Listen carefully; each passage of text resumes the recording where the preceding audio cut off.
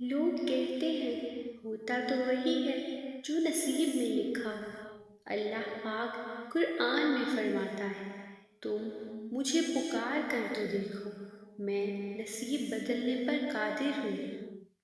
جو دعائیں تمہیں اتنی پیاری ہوتی ہیں نا، انہیں مانگنے کا انداز بھی بہت پیارا ہونا چاہیے، اتنا پیارا کہ اللہ پہلی بار میں ہی ان پر کن کہہ دے۔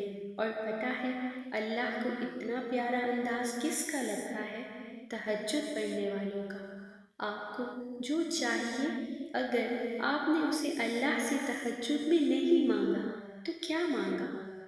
آپ کو کس نے کہا کہ اللہ ہماری باتوں کا جواب نہیں دیتا؟ کس نے کہا وہ ہماری طرف متوجہ نہیں ہوتا؟ کس نے کہا وہ ہماری دعاؤں کو قبول نہیں کرتا؟ وہ تو پاک ذات ہے، اس نے وعدہ کیا ہوا ہے کہ تمہیں دے گا، تم مانگ کر تو دیکھو۔ وہ آسمان کا نور ہے جو راتوں کے پچھلے پہر ساتویں آسمان تک آتا ہے اور کہتا ہے، کوئی ہے مجھ سے مانگنے والا جسے میں عطا کروں؟ کوئی ہے مجھ سے محبت کرنے والا تاکہ میں بھی اس سے محبت کروں؟ کوئی ہے جو غم میں مبتلا ہے، میں اس کے غم مٹا دوں؟ اللہ پاک آپ کے دل کی مراد کو پورا فرما دیں گے۔ اور اللہ پاک نے قرآن میں فرمایا، تم مجھے ویسا ہی پاؤ گے جیسا مجھ سے گمان کرو گے۔ یہ ہم سب پڑھتے ہیں لیکن سمجھتے نہیں۔ تم جانتے ہو حضرت موسیٰ علیہ السلام کے پیچھے فوج لگی ہوئی تھی، تب اللہ نے کیوں سمندر کو دو حصوں میں بانٹ دیا؟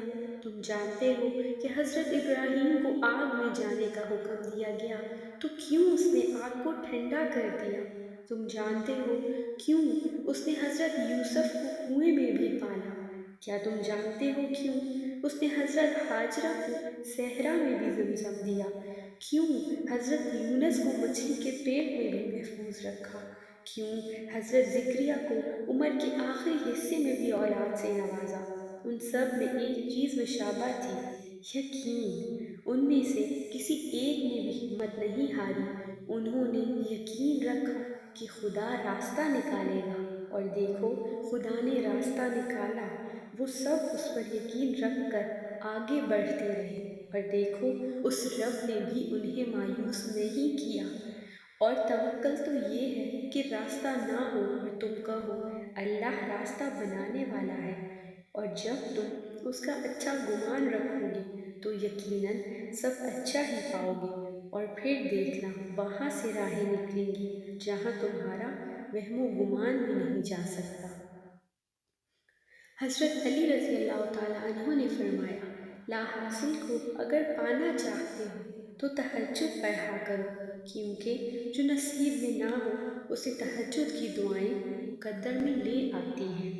اگر چاہتے ہو کہ تمہاری سب دعائیں قبول ہوں تو تہجد پڑھا کرو، اللہ پاک سے اپنے دل کی سب باتیں کیا کرو، اس وقت اللہ تعالیٰ ہمارے بہت قریب ہوتا ہے۔